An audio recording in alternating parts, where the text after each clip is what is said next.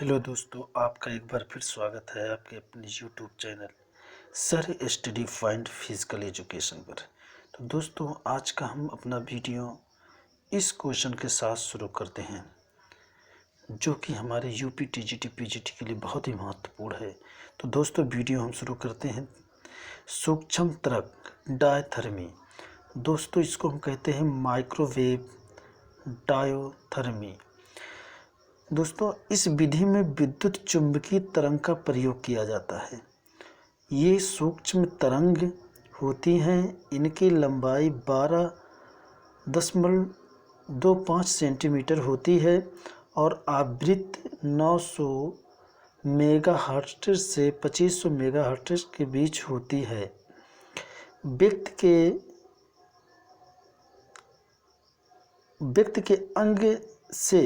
व्यक्ति के अंग से 10 से 20 सेंटीमीटर इसको दूर रखते हैं और इसकी जो उपचार की अवधि होती है 10 से 30 मिनट होती है। और इसमें दोस्तों आगे देखते हैं क्या कह रहा है। 200 वाट धारा प्रवाह होता है, मांसपेशी की ऐंठन व अकड़न को कम करता है, जीवाणु संक्रमण से बचाव करता है, रक्त परिसंचरण तीव्र होता है, लेकिन ये आँखों के लिए दोस्तों हानिकारक होता है। एक बार हम देखते हैं एक क्वेश्चन का पैटर्न जो इसमें पूछेगा किस प्रकार हो सकता है। तो दोस्तों हम देखते हैं, पहला चीज़ तो क्वेश्चन पुटअप करेगा इस तरीके से कि सूक्ष्म तरंग डायथर्मी जो होता है इसमें किस तरंग का प्रयोग होता है। तो दोस्तों इसमें चुंबकीय तरंग का प्रयोग किया जाता है। यह तो दोस्तों इसकी लंबाई पूछ सकता है। इनकी जो लंबाई होती है 12.25 या 25 सेंटीमीटर होती है। और दोस्तों इनका हर्ट्ज के बारे में पूछ सकता है, मेगा हर्ट्ज के बारे में। तो इनकी जो आवृत्ति होती है 900 मेगा हर्ट्ज से 2500 मेगा हर्ट्ज के बीच होती है। और दोस्तों आगे देखते हैं क्वेश्चन कैसे पुटअप कर सकता है। दोस्तों एक क्वेश्चन पूछ सकता कि इसको व्यक्ति के अंग से कितने दूर रखते हैं। तो 10 से 20 सेंटीमीटर दूर रखते हैं। या इसकी जो उपचार की अवधि होती है, समय होती कितना होता है, 10 से 30 मिनट होता है। और इसमें कितने वाट धारा प्रवाह होता है। तो 200 वाट धारा प्रवाह होता है। मांसपेशी की ऐंठन व अकड़न को ये कम करता है, जीवाणु संक्रमण से बचाव करता है, रक्त परिसंचरण तीव्र होता है, लेकिन दोस्तों ये आँखों के लिए अधिक हानिकारक होता है। इसके बाद दोस्तों हम अगला क्वेश्चन देखते हैं। मोनोसाइटस कई बार आप इसको पढ़े होंगे, इसको एक बार पढ़ते हैं हम। उत्पादन लाल अस्थिमज्जा में होता है। मोनोसाइटस का उत्पादन कहाँ होता है? लाल अस्थिमज्जा में होता है। यहाँ से भी क्वेश्चन बनेगा। ये आकार में बड़ी होती हैं, व्यास 18 से 21 माइक्रोमीटर होता है। इसके व्यास के बारे में पूछ सकते हैं। 1 घन मिलीमीटर रक्त में इनकी संख्या 990 से 1100 तक होती है। ये भी इम्पॉर्टेंट है दोस्तों, इसको भी पूछ सकते हैं। ये बिना अवरोध के रक्त के अंदर बाहर, रक्त वाहिनियों के अंदर बाहर घूमते हैं। ये बिना अवरोध के रक्त के अंदर या रक्त वाहिनियों के अंदर बाहर घूमते हैं। तो क्वेश्चन पुटअप कर सकता है कि वो क्या चीज़ होता है जो रक्त वाहिनियों के अंदर बाहर घूमता है। तो मोनोसाइटस होता है। ये शरीर के अंदर या अंग में जीवाणुओं को नष्ट करने का कार्य करता है। मोनोसाइटस का क्या कार्य होता है? ये शरीर के अंदर या अंग में जीवाणुओं को नष्ट करने का कार्य करता है। और भी इसके वर्ग हैं। ये शरीर के अंदर या अंग में जीवाणुओं को नष्ट करने का कार्य करते हैं। इनकी संख्या बढ़ जाने पर मोनोसाइटस हो जाता है, या जब इनकी संख्या बढ़ जाती है तो इनको हम क्या कहते हैं? मोनोसाइटस कहते हैं। ये तपेदिक, कैंसर, कालाजार आदि में पाए जाते हैं। इसकी मात्रा घट जाने पर इसको मोनोसाइटोपिनिया कहा जाता है। ये भी क्वेश्चन बन सकता है कि जब मोनोसाइट्स की संख्या घट जाती है तो क्या कहलाते हैं? ये कहलाते हैं दोस्तों मोनोसाइटोपिनिया। अगर इनकी संख्या बढ़ जाती है तो मोनोसाइटस, और इनकी संख्या घट जाती है तो मोनोसाइटोपिनिया कहलाती हैं। इसको आप बहुत ध्यान से पढ़ लीजिएगा। बहुत ही सिंपल, बहुत ही इम्पोर्टेंट क्वेश्चन है, कई बार पूछा गया है। आगे देखते हैं दोस्तों, बिम्बाणु प्लेटलेट या थ्रोम्बोसाइट।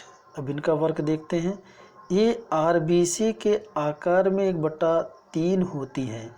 इनका व्यास 2 से 3 माइक्रोमीटर होता है। ये दोस्तों व्यास इम्पॉर्टेंट है, ये पूछ सकता है कि इनका व्यास 2 से 3 माइक्रोमीटर होता है।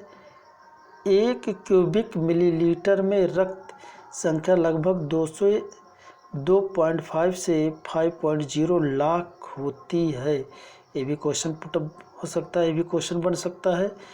इनका जीवन काल 10 से 12 दिन का होता है। ये भी क्वेश्चन बन सकता है दोस्तों। इनका कार्य रक्त स्कंदन, चोट लगने पर रक्त को बहने से रोकना, प्लेटलेट की मात्रा बढ़ जाए तो इस स्थिति को थ्रोम्बोसाइटोसिस कहते हैं। इस स्थिति में रक्तस्राव के बाद दिखाई देती है। आगे दोस्तों आप ध्यान से पढ़ लीजिएगा।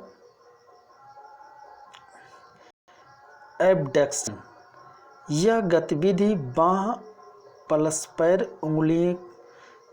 उंगलियों पंजों की होती है या पंजों की उंगलियों में होती है। यह गति फ्रंटल प्लेन शरीर के दाएं बाएं से होती है। एबडक्शन शरीर के अंग को शरीर के मध्य रेखा से दाएं बाएं दूर ले जाना एबडक्शन कहलाता है। ये क्वेश्चन बन सकता है कि मध्य रेखा से दाएं बाएं की तरफ दूर ले जाना क्या कहलाता है? तो एबडक्शन कहलाता है। एबडक्शन में गए हुए अंग को आप वापस एनाटॉमिकल स्थिति में लाना एडक्शन कहलाता है। दोनों में अंतर दोस्तों, एक तरफ तो होता है शरीर के अंग को शरीर के मध्य रेखा से दाएं बाएं तरफ दूर ले जाना, एबडक्शन मतलब दूर ले जाना एबडक्शन कहलाता है। लेकिन एबडक्शन में गए हुए अंग को वापस एनाटॉमिकल स्थिति में लाना क्या कहलाता है? एडक्शन कहलाता है। पुनः इसी स्थिति में लाना क्या कहलाता है? एडक्शन कहलाता है। यहाँ से क्वेश्चन पुटअप हो सकता है। आगे देखते हैं दोस्तों, फ्लेक्शन या एक्सटेंशन, यह दोनों गति शरीर के आगे पीछे होती है। इसमें जोड़ के पास स्थित 2 अंग के कोण का कम होना फ्लेक्शन कहलाता है।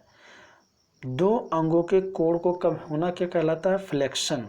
यहाँ से क्वेश्चन बनता है। जबकि एक्सटेंशन इसके विपरीत होती है, जिसमें फ्लेक्शन की स्थिति को एनाटॉमिकल स्थिति में आना अर्थात 2 अंगों के मध्य कोण को बढ़ना एक्सटेंशन कहलाता है। जब दोनों अंगों के मध्य कोण बढ़ जाते हैं तो एक्सटेंशन होता है, और इसमें जोड़ के पास स्थित अंग के कोण को कम होना फ्लेक्शन कहलाता है। वेरी इंपॉर्टेंट है दोस्तों। घुटने का फ्लेक्शन या हिप का फ्लेक्शन आदि इसके अंतर्गत आते हैं। आगे देखते हैं,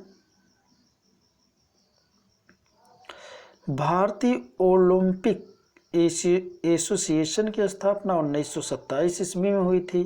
ये कई बार पूछा गया क्वेश्चन है। IOA के प्रथम अध्यक्ष सर दोराबजी जमशेदजी टाटा थे।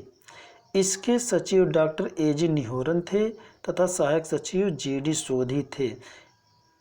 इम्पॉर्टेंट दोस्तों, इसमें क्वेश्चन बन सकते हैं। ओलंपिक खेल की अधिकतम अवधि 16 दिन होती है। ये 10वें ओलंपिक आयोजन लॉस एंजल्स के दौरान निर्धारित किया गया था। इसी प्रतियोगिता से ओलंपिक वासियों के लिए खेल गांव बनाया गया था। क्वेश्चन बन सकता है खेल गांव कब बनाया गया था? तो 10वें ओलंपिक लॉस एंजल्स के दौरान खेलगांव को बनाया गया था। अगला है नेट बॉल प्लस कार्फ बॉल आधुनिक बास्केटबॉल पर आधारित है। अंतर्राष्ट्रीय कार्फ बॉल की स्थापना 1933 ईस्वी में हुई थी। क्वेश्चन पुटअप हो सकता है कि बास्केटबॉल पर आधारित कौन से खेल हैं, तो नेट बॉल और कार्फ बॉल।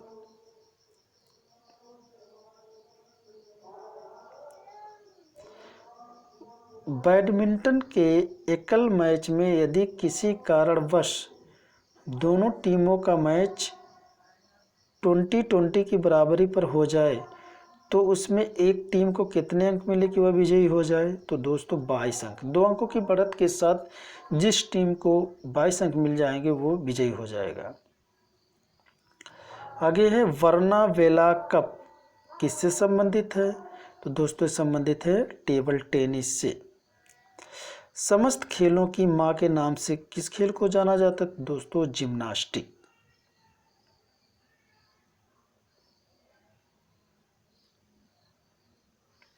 हॉकी के खेल में अंतिम आधार रेखा से डी की दूरी 16 गज होती है, जो 14.64 मीटर होती है। इम्पॉर्टेंट है दोस्तों। इसी में गोल पोस्ट के मध्य से पेनाल्टी स्ट्रोक चिन्ह की दूरी 7 गज होती है। पेनाल्टी स्ट्रोक की दूरी 7 गज होती है, ध्यान से पढ़ लीजिएगा।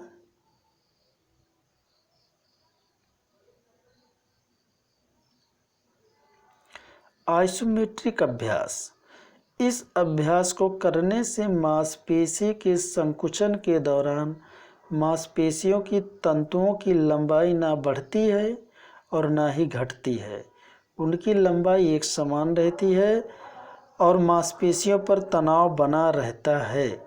इसके अंतर्गत स्थिर वस्तु को धक्का मारना और उस वस्तु की अपनी ओर खींचना।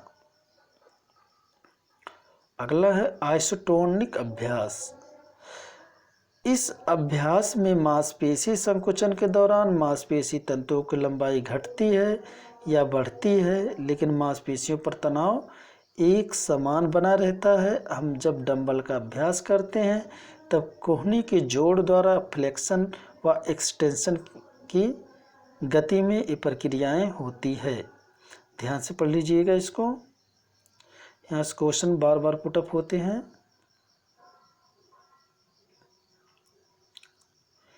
आइसोटोनिक अभ्यास, इस अभ्यास में मशीनों का प्रयोग किया जाता है जिसमें मांसपेशी तनाव के दौरान मांसपेशी तंतु की लंबाई घटती है बढ़ती है, इसकी प्रक्रिया लगातार चलता रहता है।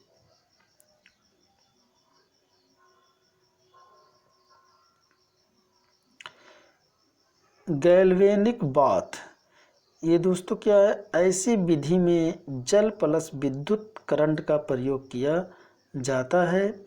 इसके अंतर्गत मरीज को 34 डिग्री सेल्सियस युक्त गर्म जल से नहलाया जाता है। उसी के दौरान उसके शरीर से विद्युत करंट को गुजारा जाता है।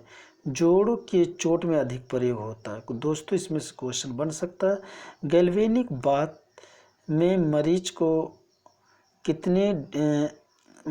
कितने डिग्री सेल्सियस युक्त गर्म पानी का प्रयोग किया जाता है, तो दोस्तों 34 डिग्री। और ये जोड़ों के चोट में अधिक प्रभावी होता है, यहाँ से भी पूछ सकता है।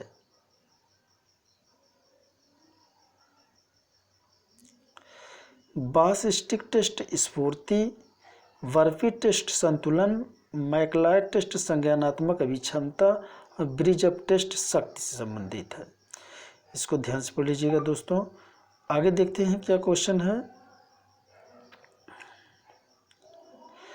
क्लोज्ड चोट कंट्यूशन से संबंधित है। यह एक मांसपेशी चोट है जिसे क्लोज चोट कहा जाता है। मुक्केबाजी, कबड्डी, कुश्ती आदि में इस प्रकार चोट देखने को मिलता है।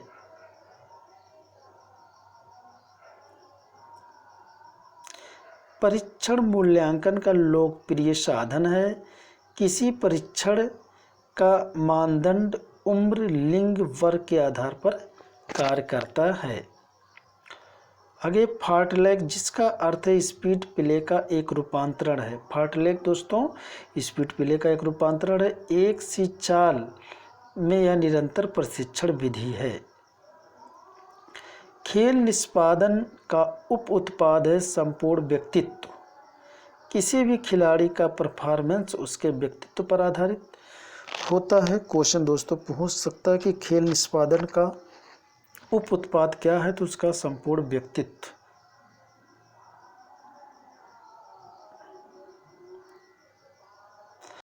भार के विशिष्टता के सिद्धांतों के अनुसार साइकिल चालक को प्लायोमेट्रिक प्रशिक्षण लेना चाहिए। क्वेश्चन पुटअप कर सकता है कि भार के विशिष्टता के सिद्धांतों के अनुसार साइकिल चालक को कौन सा प्रशिक्षण लेना चाहिए, तो प्लायोमेट्रिक प्रशिक्षण लेना चाहिए।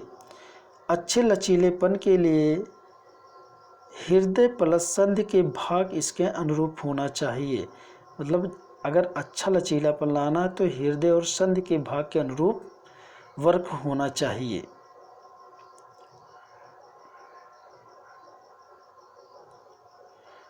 आगे देखें दोस्तों, प्रबंधन और पाठ्यक्रम का सही क्रम क्या है। तो दोस्तों प्रबंधन और पाठ्यक्रम का सही क्रम है योजना, संयोजन, प्रशासन, मार्गदर्शन और नियंत्रण। इम्पोर्टेंट है दोस्तों। हिक बैडमिंटन परीक्षण से संबंधित है। हिक किस परीक्षण से संबंधित है, तो हिक जो है दोस्तों बैडमिंटन परीक्षण से संबंधित है। इसके अंतर्गत दोस्तों क्या आते हैं, clear test, smash test, strategy test. हिक बैडमिंटन परीक्षण से संबंधित है, जिसके अंतर्गत क्लियर टेस्ट, स्मैश टेस्ट और स्ट्रेटजी टेस्ट आते हैं। आगे दोस्तों, सिद्ध सिद्धांत पद्धति में योग के 8 अंग बताए गए हैं। क्वेश्चन पुटअप कर सकता है कि सिद्ध सिद्धांत पद्धति में योग के कितने अंग बताए गए हैं, 8 अंग बताए गए हैं। प्रतियोगिता में तैराकी के 6 प्रकार होते हैं। प्रतियोगिता में तैराकी के कितने प्रकार होते हैं, 6 प्रकार होते हैं। Free style, back stroke, breast stroke, butterfly stroke, व्यक्तिगत मेडले रिले। इस प्रकार 6 होते हैं दोस्तों। ये पूछ भी सकता है, इम्पॉर्टेंट भी है। हृदय 1 मिनट में 72 से 75 बार धड़कता है, जिसे हार्ट रेट कहते हैं। जो हमारा हृदय 1 मिनट में 72 से 75 बार धड़कता है उसको क्या कहते हैं हार्ट रेट कहते हैं। रक्त का थक्का बनाने में कैल्शियम सहायक होता है। रक्त का थक्का बनाने में कैल्शियम सहायक होता है।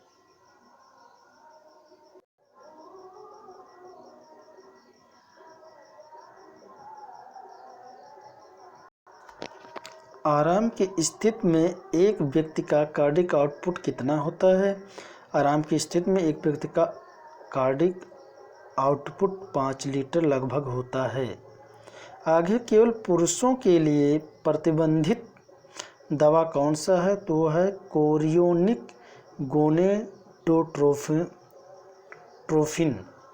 इम्पॉर्टेंट है। ब्लड डोपिंग के दौरान रक्त में हीमोग्लोबिन की मात्रा क्या होता है, तो बढ़ जाती है।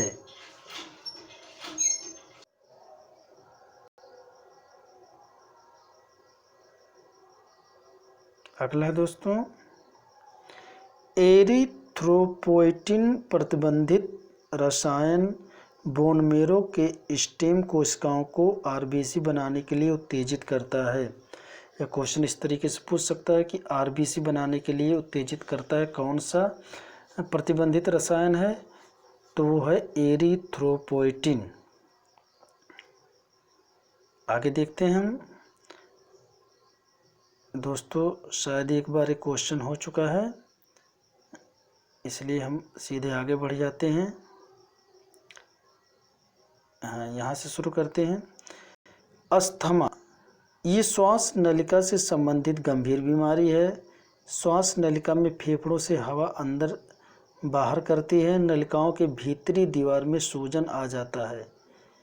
कारण इसका दोस्तों अनुवांशिक कारण है एलर्जी, धुआं, खुशबू, परागकण आदि। लक्षण खांसी, घरघराहट, सांस लेते समय सीटी, सीने में जकड़न, सुखासन योग इसमें लाभकारी है। इससे क्वेश्चन बनते हैं दोस्तों, ध्यान से इसको पढ़ लेना।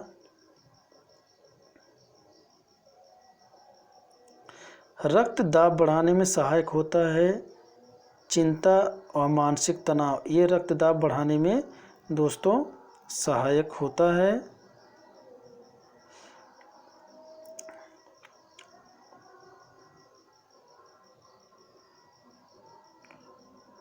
आगे दोस्तों देखते हैं, अक्षमता के अंतर्गत आते हैं शारीरिक, मानसिक, बौद्धिक। या क्वेश्चन पुटअप कर सकता है। अक्षमता कितने प्रकार के होते हैं? तो 3 प्रकार के होते हैं दोस्तों, जिसमें शारीरिक, मानसिक और बौद्धिक आते हैं। विकार अगर आ गया दोस्तों, कितने प्रकार के होते हैं पूछ लेता क्वेश्चन कभी कभी, तो विकार 4 प्रकार के होते हैं। व्याग्रता विकार, विघटनशील विकार, मनस्तापी विकार या व्यक्तिगत विकार।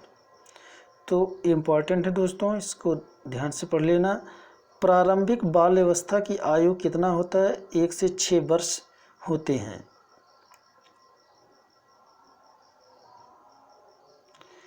बोर्लिक्स का प्रमुख कारण है विटामिन डी, कैल्शियम, फास्फोरस की कमी। क्वेश्चन पूछ सकता है बोर्लिक्स का प्रमुख कारण क्या होता है? तो विटामिन डी, कैल्शियम, फास्फोरस की कमी। रॉकपोर्ट दोस्तों, इसको देखते हैं क्या है। परीक्षण है रॉकपोर्ट मील का परीक्षण। यह फिटनेस वर्किंग टेस्ट है। यह टेस्ट हृदय एवं श्वासक्रिया की संक्षमता का जांच का एक अति उत्तम टेस्ट है। तो रॉकपोर्ट का मील परीक्षण किससे संबंधित दोस्तों? एक क्वेश्चन पुटअप कर सकता है। तो ये श्वास क्रिया की संक्षमता से, जिसमें हृदय से संबंधित होता है। इसमें व्यक्ति की अधिकतम ऑक्सीजन खपत मापी जाती है। 1987 में क्लाइन के द्वारा विकसित किया गया। इसमें से क्वेश्चन पुटअप हो सकते हैं।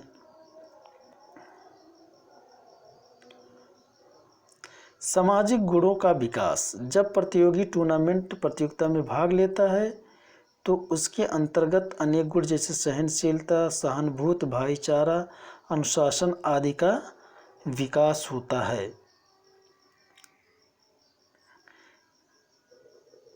एक्स्ट्राम्यूरल का उद्देश्य, पहले दोस्तों इसको जान लेते हैं क्या है ये।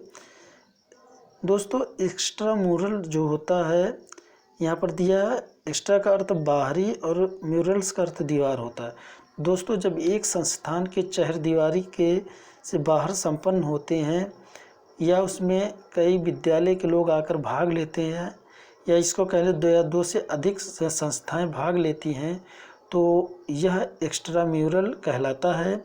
जब किसी विद्यालय के छात्र एक्स्ट्राम्यूरल प्रतियोगिता में अच्छा प्रदर्शन करते हैं तो अपने शिक्षण संस्थान का नाम रोशन करते हैं। तो दोस्तों इसके उद्देश्य पूछ सकते हैं क्या क्या हैं। तो खेलों के स्तर में वृद्धि करना, विद्यार्थियों का अनुभव बढ़ता है, भाईचारा, खेल भावना विकसित होती है और खेल के आधार पर विस्तार करना होता है, और नए नियमों का तकनीकी जानकारी मिलती है। इसके उद्देश्य के अंतर्गत आते हैं। इसको ध्यान से पढ़ लीजिएगा, बहुत इंपॉर्टेंट है, कई बार एग्जाम में पूछे गए हैं। संतुलित आहार क्या है दोस्तों? ऐसे आहार जिसमें भोजन के सभी आवश्यक तत्व हों, जैसे प्रोटीन, कार्बोहाइड्रेट, वसा, विटामिन, खनिज लवण आदि, या जल उचित मात्रा में हो, तो संतुलित आहार के अंतर्गत आ जाते हैं।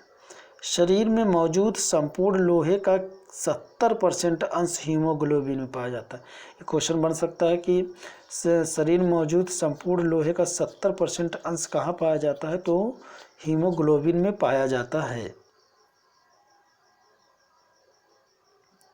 आगे है क्वेश्चन, इंद्रियों तथा मन का नियंत्रण योग है। ये किसमें कहा गया? तो कठोपनिषद में कहा गया है। मधुमेह को 2 भागों में बांटा गया है, टाइप 1 डायबिटीज, टाइप 2 डायबिटीज। इसके बारे में थोड़ा हम पढ़ लेते हैं क्या दोस्तों। इसमें इंसुलिन टीके का प्रयोग होता है। टाइप 2 में शरीर में अग्नाशय ग्रंथि शरीर की आवश्यकता के अनुसार हार्मोन उत्पन्न नहीं कर पाता। ज़्यादातर व्यक्ति में यही पाया जाता है। टाइप 1 कम पाया जाता है। ये भुजंग आसन इसमें उपयोगी होता है। बैक स्केरेज परीक्षण एक कंधों के लचक के मापन से संबंधित है।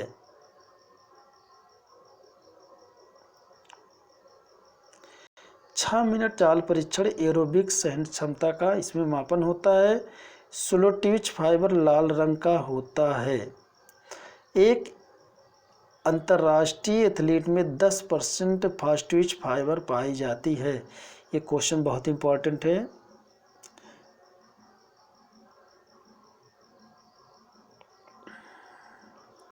बायो का अर्थ है जीवित वस्तु। कथन दोस्तों, कोई दशा जो हमारी क्रियाओं को ऊर्जा प्रदान करती है तथा निर्देशित करती है अभिप्रेरणा कहलाती है। कथन किसका दोस्तों? क्रुक्स व स्टीन का। इम्पॉर्टेंट है।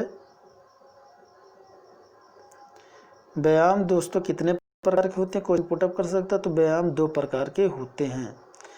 स्थिर शक्ति का दूसरा नाम क्या है? तो दोस्तों स्टैटिक स्ट्रेंथ। स्थिर शक्ति का दूसरा नाम स्टैटिक स्ट्रेंथ है। अगला, खिलाड़ियों को उचित वृद्धि और विकास के लिए उचित खेल वातावरण का होना आवश्यक होता है। क्वेश्चन पूछ सकता है, खिलाड़ियों को उचित वृद्धि और विकास के लिए क्या आवश्यक होता है? तो उचित खेल वातावरण होना आवश्यक होता है। कैंपिंग दोस्तों, कैंपिंग एक प्रकार का मनोरंजनात्मक आउटडोर क्रियाकलाप है। यह एक सुनियोजित प्लस व्यवस्थित उद्देश्यपूर्ण कार्यक्रम होता है। इम्पॉर्टेंट है दोस्तों, क्वेश्चन पुटअप हो सकता है इसमें कि एक कैसा क्रियाकलाप? तो आउटडोर क्रियाकलाप है या सुनियोजित व्यवस्थित और उद्देश्यपूर्ण कार्यक्रम होता है। वेस्ट हिट रेशो का संबंध होता है या कमर और कूल्हों की परिधि का अनुपात होता है। दोस्तों ये इसका सूत्र है, ध्यान से इसको पढ़ लीजिएगा। एक कहाँ से संबंध होता है, किसकी माप करता है, बहुत इम्पॉर्टेंट है। इसमें बहुत से इस प्रकार के क्वेश्चन दिए गए हैं, इसको ध्यान से पढ़ना। मैसोमोर्फ वर्ग के बच्चे को किसमें भाग लेना चाहिए? तो एथलेटिक प्रतियोगिता से संबंधित होते हैं। हमारे शरीर की सबसे अधिक कार्य करने वाली मांसपेशी कौन सी होती है? हृदय मांसपेशी। अधिगम का सकारात्मक हस्तांतरण, जब एक क्षेत्र या परिस्थिति में प्राप्त ज्ञान कौशल दूसरे क्षेत्र में ज्ञान कौशल को सीखने में सहायक होती है तो वह सकारात्मक हस्तांतरण कहलाती है। आगे दोस्तों देखते हैं, लास्ट क्वेश्चन पहुंच गए हैं।